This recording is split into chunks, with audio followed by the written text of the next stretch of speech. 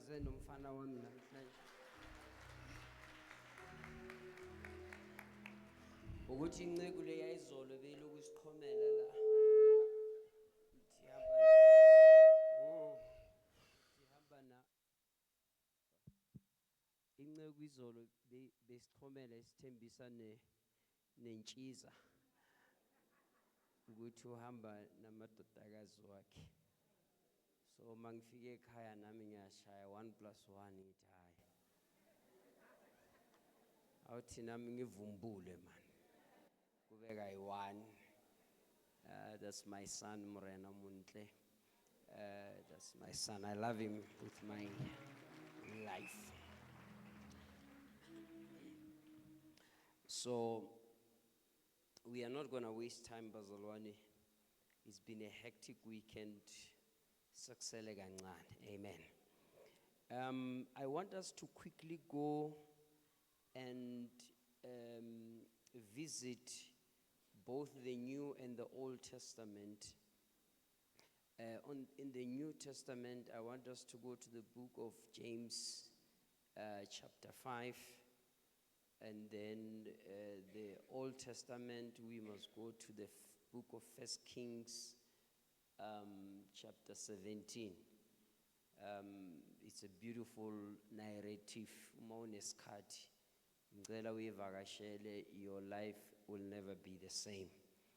On that note, Bazalwane, I want us to appreciate Ubaba no Mama for the hard work that they have put with the teams Zalaikaya to bring us together for this long, beautiful weekend. Our parents in the Lord. Hallelujah. It's not easy to put, we can call it an event, but a gathering like this, it demands. That is why kuhle ukuthi mawufike ekhaya umawushaya ibalo, sometimes just take a risk, go beyond your normal giving, go beyond your normal offering, so that we should ease the financial burden. And it's not only about the finances only, it's also about their emotional well-being. We should not overload them with too many things. Some of them are too petty. We just need to handle those things as matured sons and daughters in the house. Amen.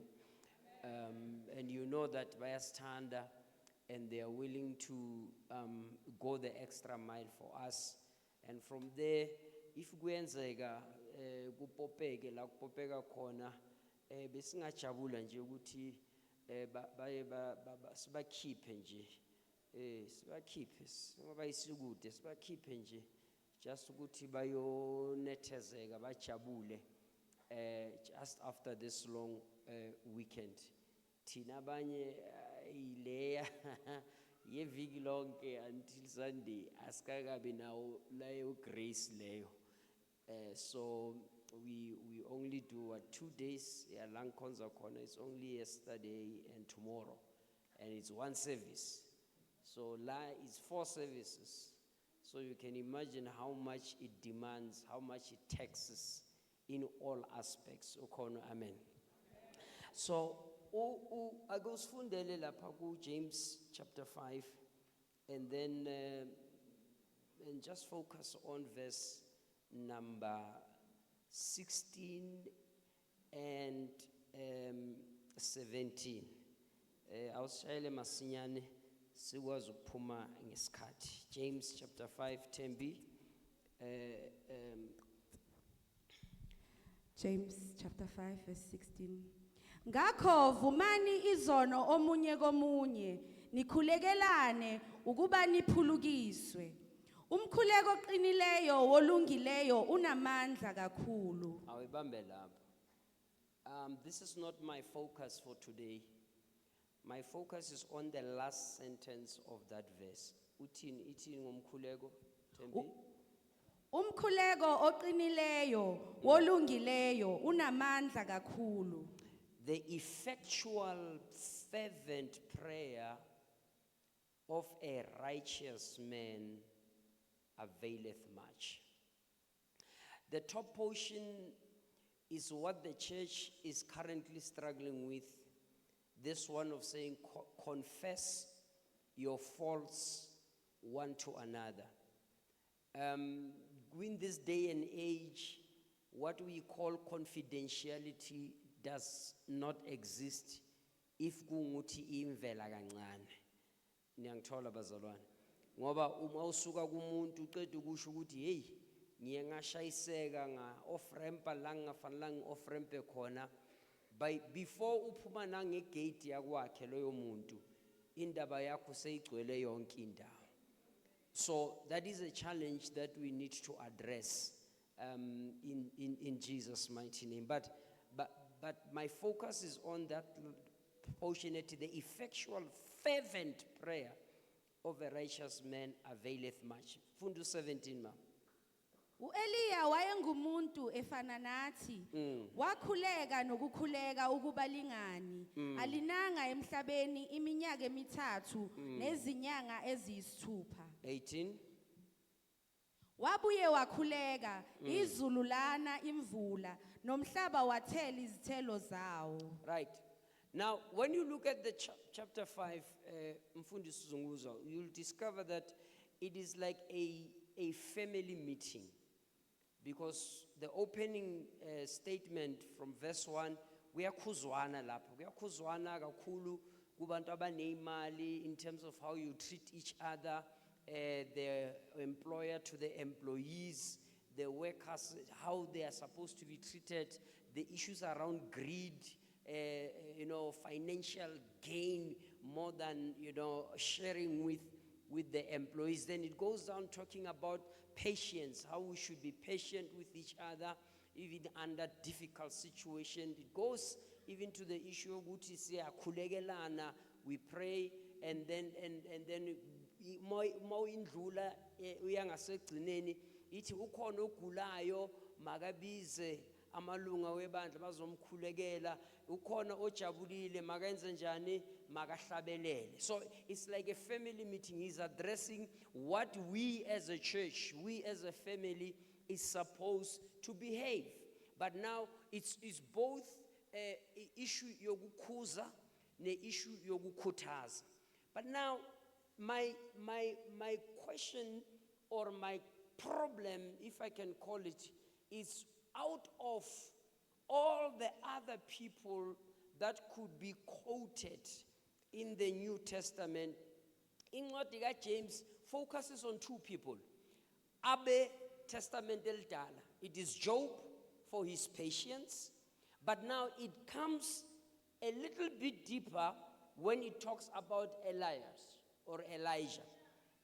Iyahluka uthi niyamkhumbula uJob, this and this and this is what is happening, this is what happened. But now u-Elijah iti u-Elijah asambe thembi siyasebenza. U-Elijah beka yini? Elijah uphi uThembi? U-Eliya wayengumuntu Beka umuntu onze njani? efana nathi. Qhubeka. Umuntu onjani? Efana nathi. Beka umuntu ofana nathi. Meaning to say there was nothing special about him, but he did something extraordinary. What is it?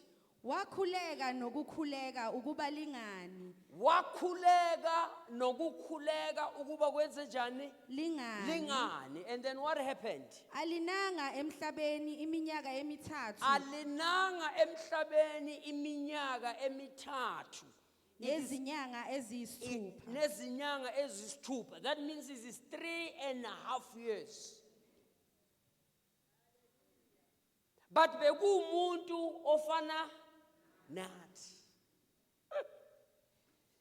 And then verse 18 waphinda futhi wenza njani? Wabuye wakhuleka. Yeah. Izulu lana imvula. Aha. Nomhlaba wathela izithelo zawo. Thank you. I think I just wanted to create that issue ukuthi uElla indaba yakhe yathathwa from the Old Testament in order to address issues in the New Testament when we are talking as a family. Meaning that there is nothing that somebody can ever say, I cannot do it. So, let's go and look at the story of this man. 1 Kings 17. Ngicela ukunixoxela wena uzohamba nami. Now, what happened in the book of 1 Kings 17, I just want to narrate because I enjoy the narrative part. uNkulunkulu uya kule nceku uEliya uthi hamba kuverse 1 uye enkosini uAhab ufike umtshele ukuthi uma ufika kuye uthi I am the servant of the Most High God. And I am here to tell you, you must open it, eh? I am here to tell you that ngenxa yokuthi wena Ahab uye waflathela uNkulunkulu wakhonza uBaal. uNkulunkulu said, I must tell you that for 3 years, 6 months, it's not going to rain. So, chapter 5, usixoxela ngo 1 Kings 17. Amen. Now, uma eqeda ukusho njalo, ngicela nibekele itulo ezintathu lapha. 3 chairs, please.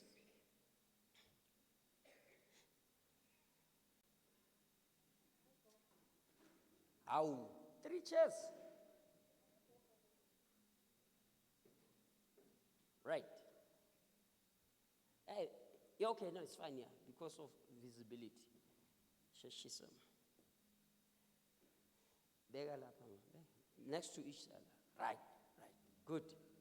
Now, ubani Elijah wethu wanamhlanje? Ngathi ngibona umfundisi uSol la, sekafikile. Oh, uphumile. Can I have somebody? Anybody? How? Oh, yeah. Come, sir. Please come. Now, can I have somebody who's big? Sekwankwetla sinatla. Yeah, Baba Zunguza hosa.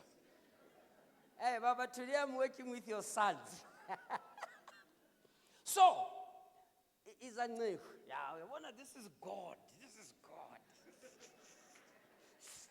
So, uNkulunkulu utshela uEliya ukuthi hamba uyotshela uAhab ukuthi it's not going to rain. Do you think uAhab uzomshayela izandla? No, he couldn't. Bese uma qeda asho njalo imala emva kwakhe uNkulunkulu. Imala. Right. Elijah. Wathini kuye mama? Ku verse 3.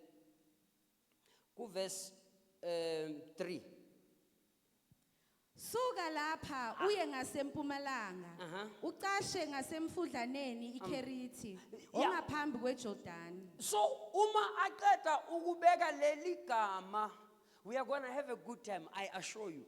Lelithi angeke ine imvula. uNkulunkulu yamsusa uthi hamba uye ngasempumalanga ucashe ngasemfudlaneni iKherithi. Kuphi? Ngasemfudlaneni iKherithi.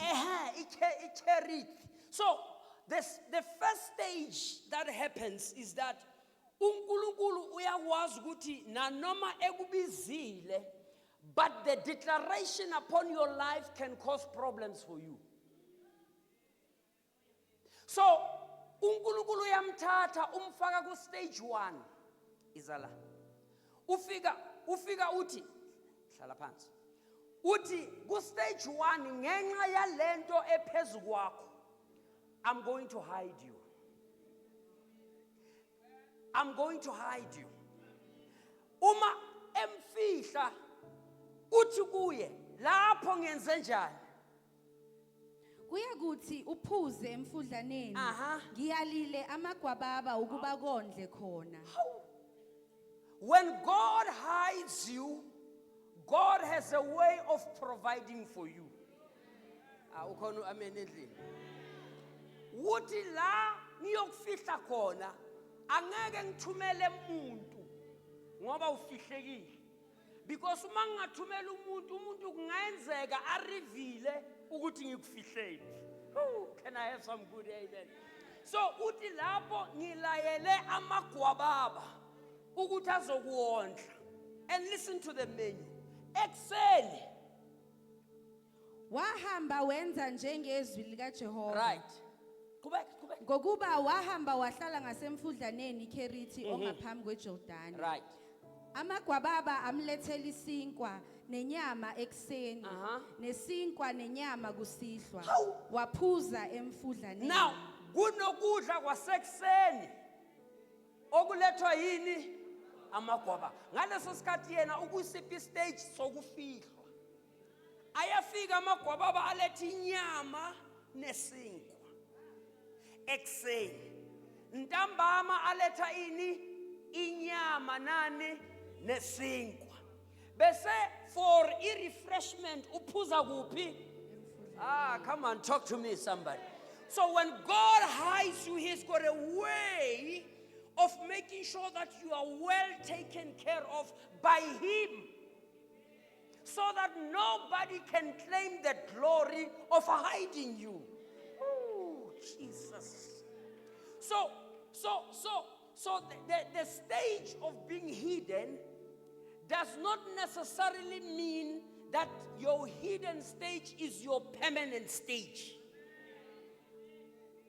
Abantu abaningi bayalimala ngokuba now I'm running ahead of my time. Kwathi ekupheleni kwezinsuku umfudlana washa ngokuba yayingekho imvula ezweni.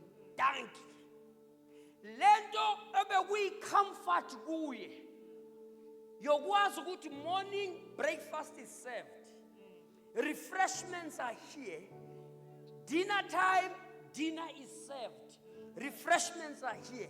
Lithi ngokuhamba kwesikhathi umfudlana wenza njani? Washa, waoma.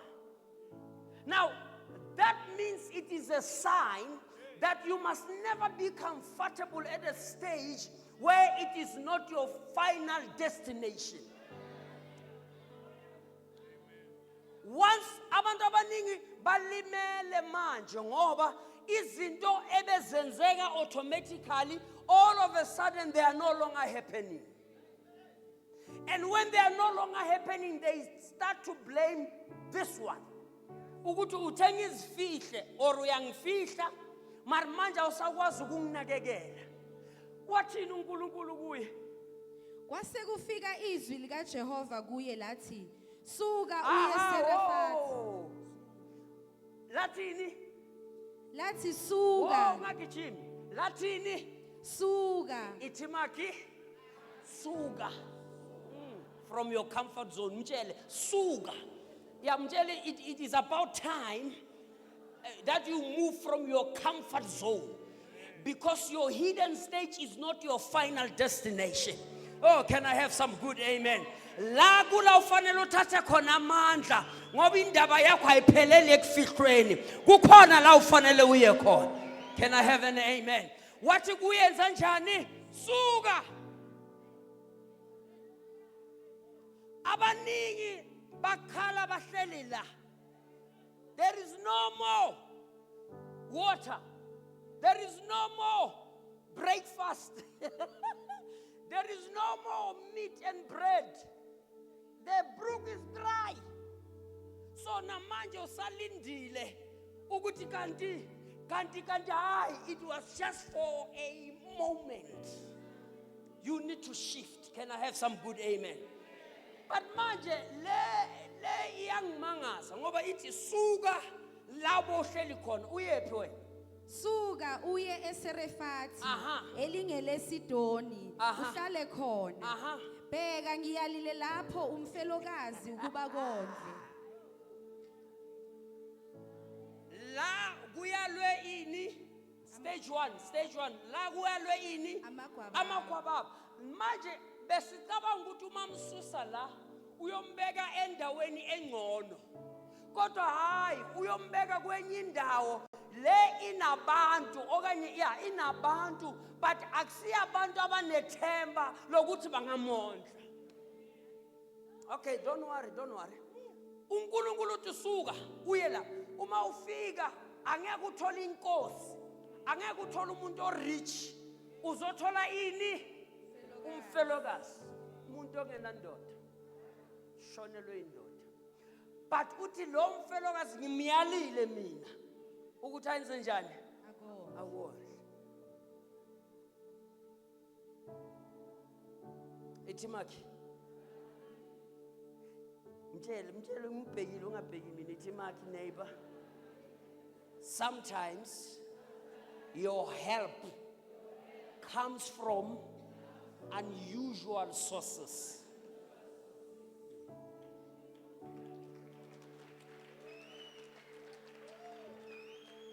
Thuso ya hao ka engwe nako modimo o itlisa ka batho ba sa lebellang hore ba ka o thusa. Kodwa indaba ayipheleli la. But listen to the language now. Qhubeka mama, uyamthola. Wayesesuka waya eSerefati, esefikile esangweni lomuzi, bheka umfelokazi wayecakasha khona, wambiza wathi, ake ungilethele ingcosana yamanzi esitsheni ngiphuze. Okay, let me read it in my language because inalendaba. Uthi kuye. So he arose and went to Zarephath, and when he came to the gate of the city, behold, the widow woman was there gathering of sticks, and he called to her and said, fetch me, I pray thee. Kamansomang kasisutu uri kia kupa. Ki kupa untlisetse metsi. Now, from being served without cooping,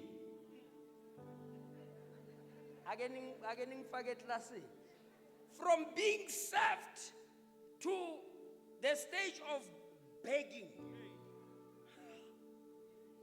it's like you are coming out of the pan into the fire, because la awuthululethelwe, la uyacela. You are begging. Qhubeka mama. Esasuka ukwalanda, wambiza wathi, ake ungilethele nocezu lwesinkwa esandleni sakho. That was not an instruction. It was a begging. If you read it in other translations, uyacela uthi ngicela ukuthi njengoba uzongilethela amanzi, ngilethele futhi necezwana lesinkwa ukuthi ngikwazi ukudla. Do you know how painful this stage is? Whereby umacela njalo. Whatever you need, you are begging people. You are begging for prayers. You are begging for food. You are begging for money. When we are you are begging. But I am here to announce to you ukuthi mhlawumbe kule nkomfa le yephasika uNkulunkulu uyakususa ekubeni umacela. If ukhona amen ngicela ukumuzwa. Uyakususa, bakhona abanye ubasusa la. Abanye ubasusa from comfort zone, from being abomatefa, abomakhala njalo. Ave kubuhlungu umfundisi uhole abazalwana abomakhala njalo. But now fanele usuke, ithi makhi suka nawe, hawu. Iyamtshela ithi man suka, it's time to move. But now uma ufika bese kuba nelinye uhlobo labomacela njalo.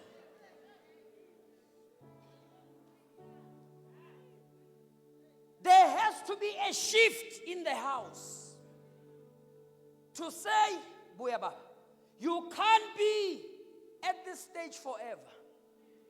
You need to usuge, go into the stage. And niyambona uNkulunkulu wenze njani? Since I met, akanandaba, because God is in control. Niyambona uchilile. Akazinwa ikhanda. If ukwazile ukuyala amagwababa uyini umuntu? Hayi aningizwa. Amagwababa athembeka every morning and evening.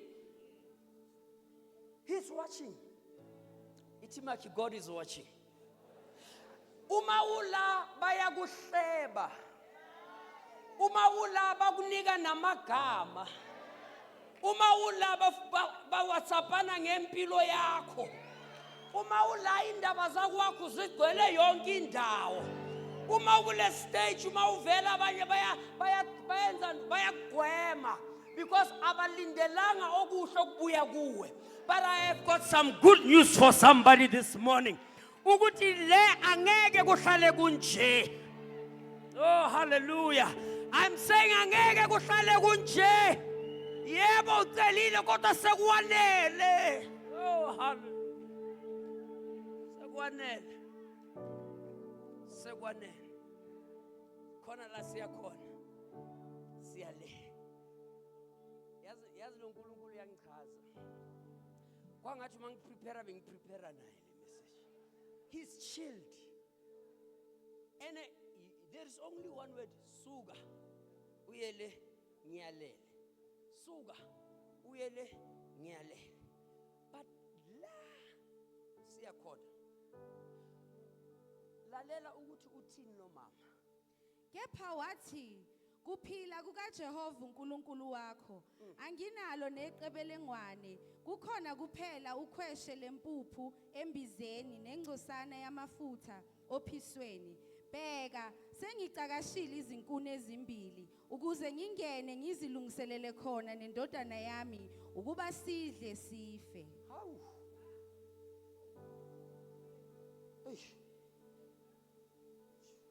Xikona xin'wana xi nga fambi kahle la. Uyalele umfelokazi ukuthi angondle. Ngimcele angitshela ukuthi I only have the last meal for me and my son to eat and die. Kwangathi waba the turning point yokuthi uEliya akhumbula ukuthi konje ngibani. That time uNkulunkulu akathi kuye suka. La bathe suka, la le bathe suka uzela suka uzela. But on this issue le uNkulunkulu dui ngoba uma ungakhohlwa ukuthi ungubani. Because remember verse 1. Verse 1 says, I am the servant of the Most High God. That is what he said. That's what he said. So these two stages were just temporary to say you can be here and then you can pass here, but don't forget who you are. Itimaki, do you know how powerful you are? Do you know? Yes, ngesinsikhathi yazi inhlupheko ingakushaya uzokhohlwa ukuthi uqotshiwe. Ake ningizame ngoamen ngiyamcela. Inhlupheko ingakushaya uzocabanga ukuthi hayi lento kaNkulunkulu ayikho empilweni yami.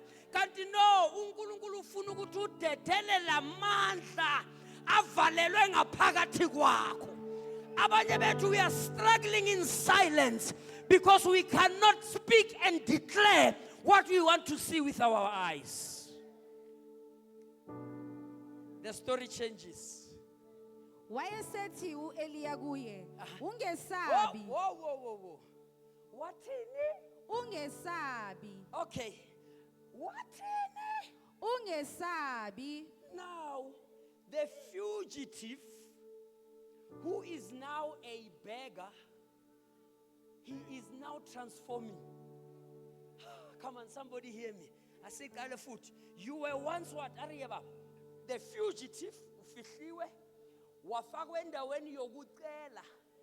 La ucela khona bathi akukho ntshubo.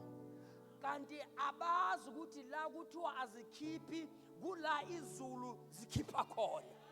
Oh my God, can I have some good amen? Wathi kulo mama ungayenzi njani? Ungesabi. Hamba wenze njengokusho kwakho. Okay, ungacha. Wasuka akakhulumanga naye as a beggar.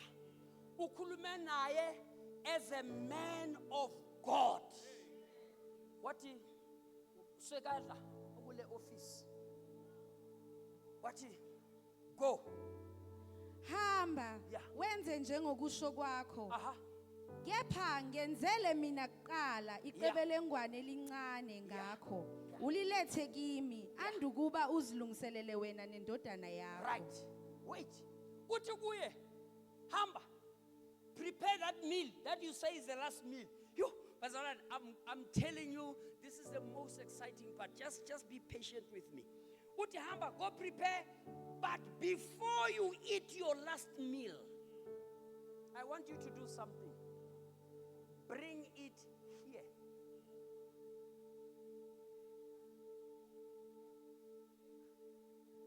What? Bring it here. Somebody do this. Because when you operate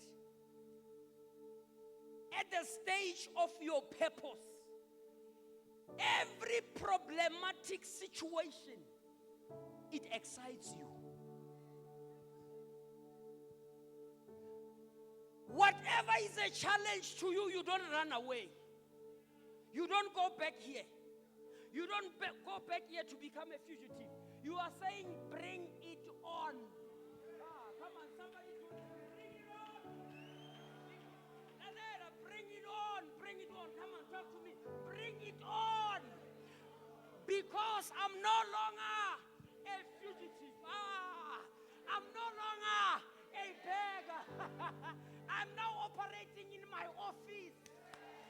Itimaki, go back to your office, man. I'm telling you, go back to your calling. Step into the power that God has given you. Bring it on. Say to your situation, bring it on. I'm no longer going to run away. I'm not going to hide. I'm not going to beg. This time I'm going to deal with you face to face, head to head, in the name of Jesus. Bring it here. What iletela? Iletela. Letela lokokungane. Letela. Letela. Then I remembered our Lord Jesus Christ. But kuye master abantu baningi. Abantu baningi. Baningi. We don't have enough rice and sugar and milk. Mabahambe baye emzini bayothola indawo yokulala, bayothola nendaba yokudla. Wathi uJesu abayindawo. Because when you operate in your office, every challenging situation releases the power within you. Itimaki sekwanele ukasha phuma emkashweni in the name of Jesus. Sekwanele ukucela phuma eceleni ngegama lika Jesu. Ngena eofisini lakho. I-office lezimanga, come on, mshumayeze phela. I-office lezimanga, i-office lesiprofito, i-office lokukhuluma izinto ezi-impossible zibe possible, because that is where you belong. Whatever you will bind on earth shall be bound in heaven. Whatever you lose on earth shall be loosed in heaven. Can I have some good amen this morning? Hallelujah. Praise the Lord. Kuleli pasika sisukile la. Seshiftile sesiyophuma kuleli paseka sikule stage whereby we say bring it on. uJesu wathi kubo ninani, but we only have a few bread and fish. What, bring it here? Ay manani ngizwa. But ini bring it here. Bayileta, bayithatha, bayibusisa. What to feed them? Because anything that passes the hands of the anointed man and woman of God, it has no choice but to fulfill its purpose in Jesus' name. Lalela, the last meal. What happened, mom? The last meal. Ngokuba usho kanje uJehova uNkulunkulu kaIsrayeli uthi imbiza yempuphu ayikuphela nophiso lwamafutha alikuswela kuze kufike lolo suku uJehova nisa ngalo imvula emhlabeni. Okay, go back. Wayesehamba wenza njengokusho kukaEliya. Wadla yena noEliya nendlu yakhe yonke izinsuku eziningi.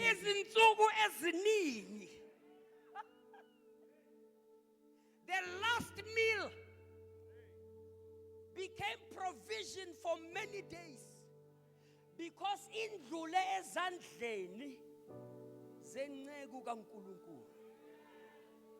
What am I here to say?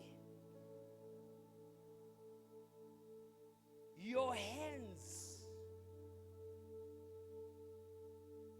carries miraculous power.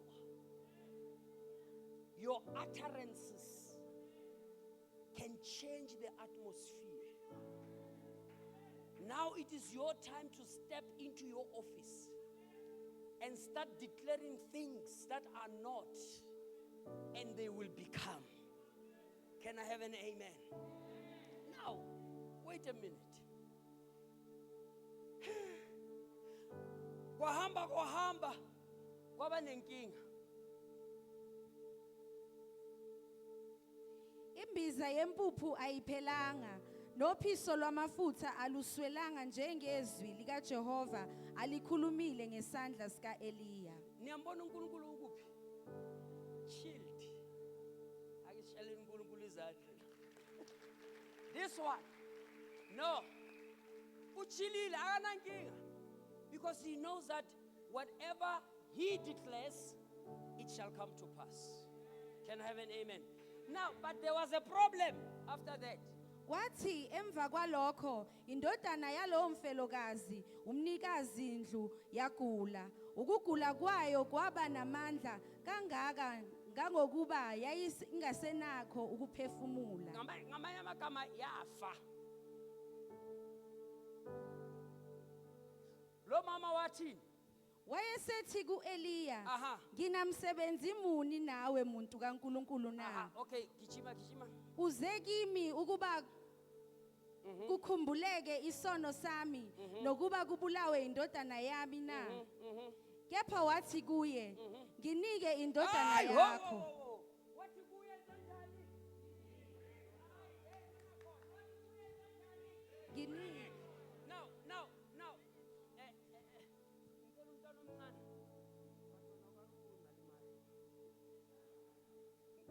Nginikeni umntwana omncane man. Hey, lapha Sunday school. Sheshisana sinasikhathi please. Uphi? Hayi wena umkhulu wena. Yo, cabanga. Woza boy. Now, uthi kuye. Ningakhohlwa first he said, all right. Ubatla ofi o or o. Okay. Ay wena umuhulu ngikupa ujike ngiphe lo. Yeah, let alone. Now, right. Thank you young man. So uthi kuye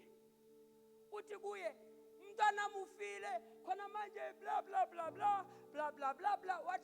No. Bring it on. Oh my God. Yes, that's what. Bring it on. Bamlet. Come down. Bamlet. Mukuki. Aha. Ushwile. Oh haba lehela kwa. He never went into hiding. He never went into begging. What ends anjani? Bring it on. Please don't forget this keyword. Bring it on. Bese uyamthatha. Wayakuphi naye? Wayesekhala. Kepha Okay. wathi kuye, nginike indodana yakho. Right. Wayithatha esifubeni sakhe, Aha. wayikhuphulela ekamelweni eliphezulu. Aha, lalelake. Uthe bring it on. Bathi me. Wathi lo ukuze indaba yakhe icace ukuthi yasemazulwini. Ngikhuphuka naye. Yenza njani? Ngikhuphuka naye. Khuphuka nceku, khuphuka. Uyakhuphuka. Ukhuphuka uthwele into efile. Uya kulo omthumile. Uya kulo. Uthi bheka.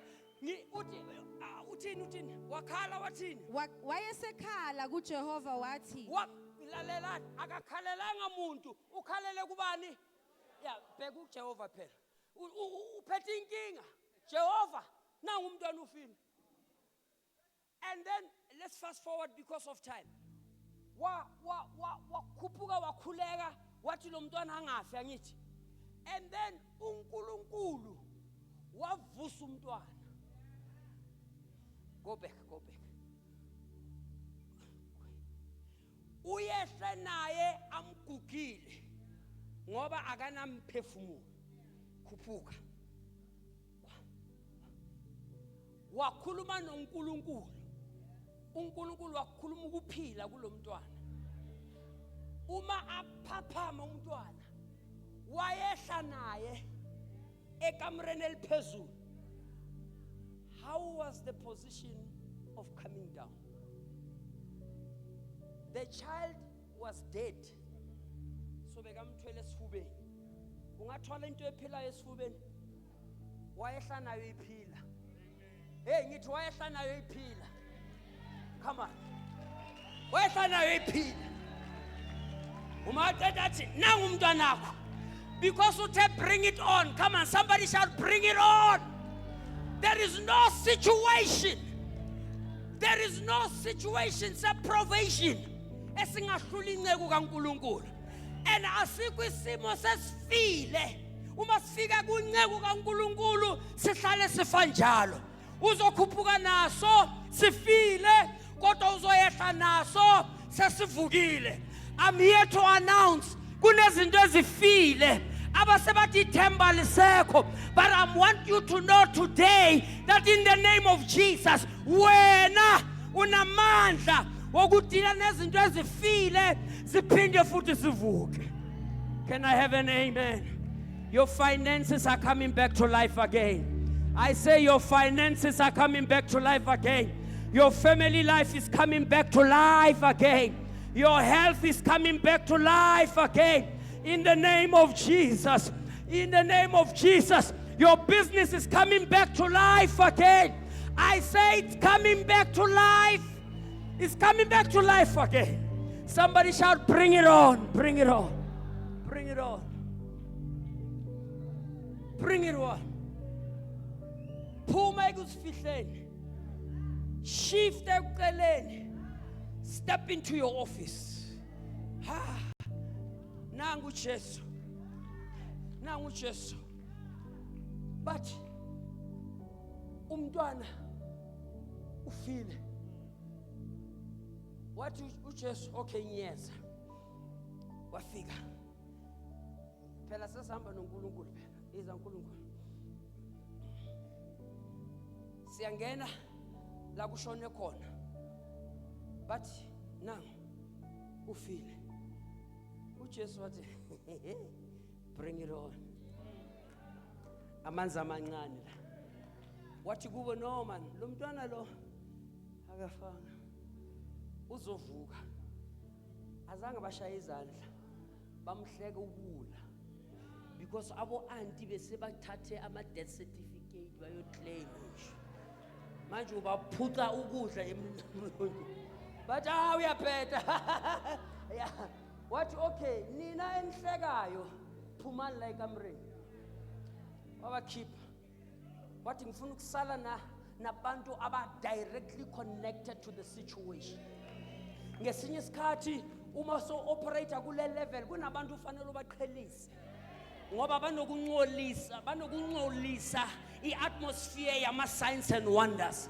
You don't need doubters when you have to do God's work. Can I have some good amen? Yeah, kunabantu afanele baphume, mabaphume. Ithi maki nawe you are too crowded. Yeah, you're too crowded, man. You are too crowded.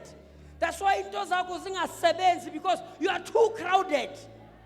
Mabaphume. Umaqeda wabheka lo mntwana lo. Wakhuluma nje 2 words. Wathini kuye? Talitha kum. Ekuthiwa yentombazana vuka. Boom yavuka intombazana. Bathi hayi no angithi ngesisikhathi beka kukhoma. Bathi okay sharp. Bathi ke ukhona oshonile futhi. Bathi okay. And manje ifuneral undertaker say eFlakfontein. Bathi okay. Whatini? Come on, whatini? Bring it on. Athi asihambeni ahamba. Nayi ezihash. Le donsa i-trailer. Uyayibona le neglass. Wathi, "Whoa. I miss." Bathola ukuthi umama walo mfana oshonile umfelokazi. Wathi, "Hayi no. We cannot allow this." Wathi, "Khailani. Vulani." Okay, obviously being a casket that time, but I guess it be called. Waya kulo mfana. Wathi, boy, vuka. Endleleni yokuya emathuneni. Wavuka umfana. Bathi hayi. Mhlawumbe bekuyikhoma le deep. Babuya. Bathi ukhona ufile. Wathini? Okay. Uma fika uthi nimbekephi? Bathi sasimngcwabile nokumngcwaba. Wathi amanzi amancane. Wafika le. What? Remove the stone. But no, we can't. Ngoba sowenze njani? But bayakhohlwa. I think I brought mine. Didn't you bring mine? Oh, okay, sure. Thank you. So, wathi Susan leliche. Uma Susa, but uyanuka athi that's not your problem. That is my problem. Kunezimo ozozithola sezibolile vele. Kodwa ngokunyathela kwakho kube ne-reverse side, reverse. Somebody says ziyajika izinto. Yeah, ngoba uma kufike wena kufanele kubonakala ukuthi kufike ohamba nobani noNkulunkulu. Remember, he said, I am the resurrection and the life. So mangifike la kunokufa khona impilo yangena. La kunqotshwe khona bayavuka bafika. Wafika wame emnyango wethuna. Wathi Lazaro phuma.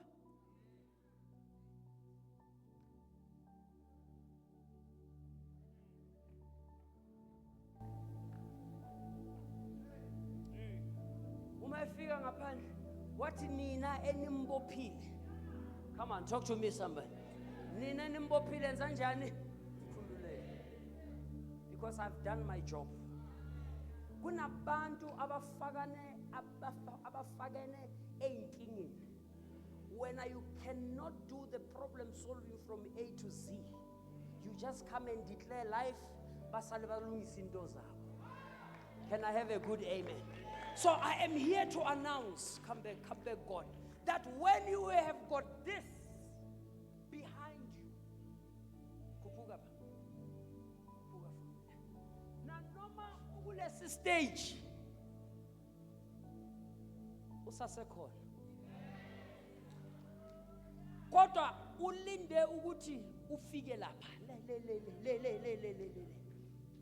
Because if you don't have lessons,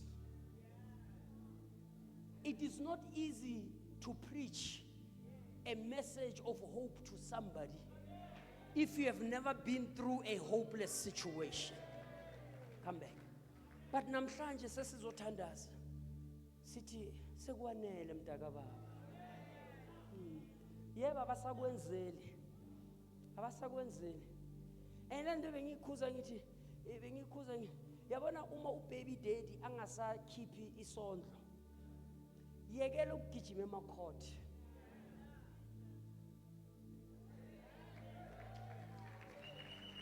Okay, aningis.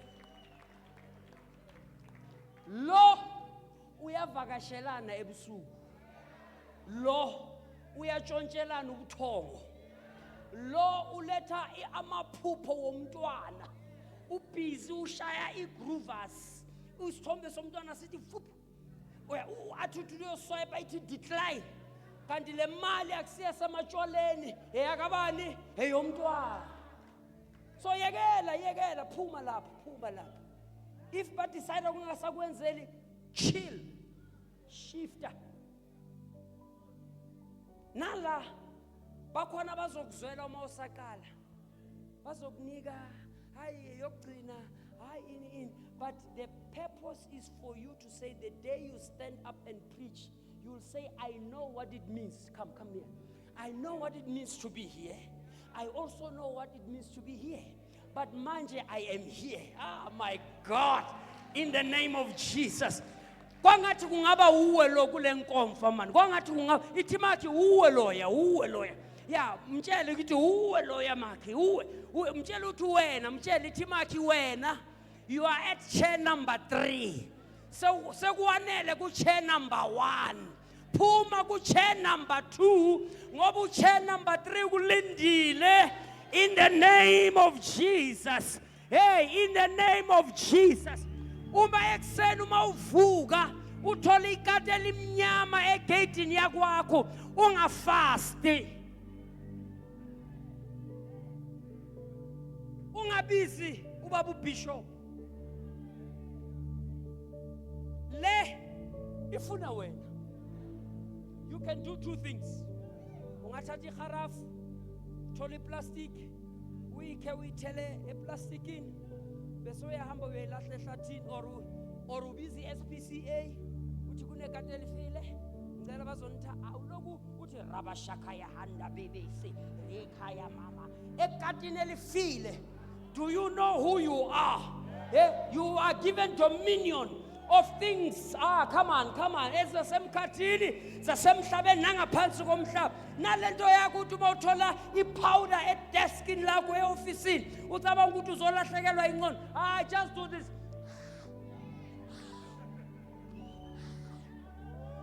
Uthatha ifeather duster.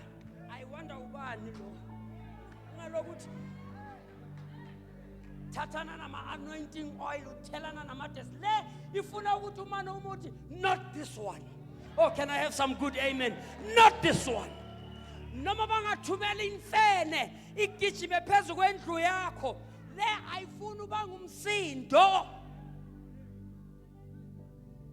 You just command like Jesus did. Uma utsuka sefukutsane. He said what? Peace. Be still. Watch it, Kwaka. Now, do you see how powerful you are? From today, awusase umazifihla njalo, awusase umakhala njalo, awusase umacela njalo. Now you stand and declare in the name of Jesus. Uma bathi na report yakwa doctor, it does not look good. Uthi bring it here. Bese le ngoba inento ezi serious. Uyakhuphuka. Hayi man, uyayenza njani bazalwane? Uyakhuphuka. Uyakubani? Uthi uNkulunkulu bathi high blood, hypertension, sugar in cancer, HIV, you name it. Athi uNkulunkulu amanzi amancane. By the time you come down from the upper room, things have to change. Come on, let's stand up on our feet and celebrate Jesus. I am saying today, this is the day that the Lord has made. Your life will never be the same again. I am here to challenge you. I am here to give you hope. To say, angeke uhlale usendaweni e1 kungenashintsho. Go back and reclaim your position. Go back and reclaim your power. Go back and do it again. Itimaki, go back and do it again. Yeah, I'm telling you to do it again. Yeah, abanye niyekelile nokunikela, say nikela again. You know, worship again. You know, praise again. In the name of Jesus. Come on, intercede again. In the name of Jesus. Fellowship again. In the name of Jesus. Declare again in the name of Jesus. Because whatsoever you declare, He will make it to come to pass. Can we celebrate our God?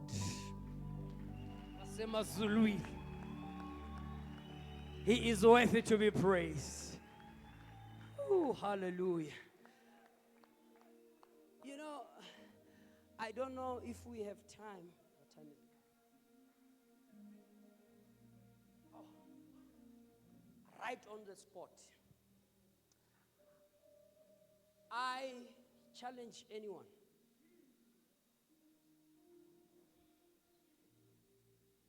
Mhlambe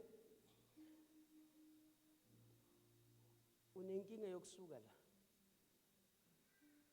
Ngoba the longer you stay here, even if the brook is dry, you become bitter. Or you are struggling to move from here because uphela ngama handouts. But today I'm here to announce to you ukuthi ngicela ungifundele the last verse of chapter 17.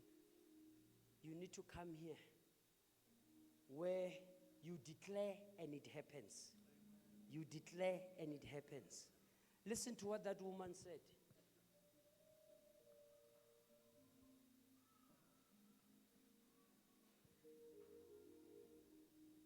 Owesifazane wathi ku-Eliya, Aha. manje sengiyazi ukuthi wena Manje sengenza njani?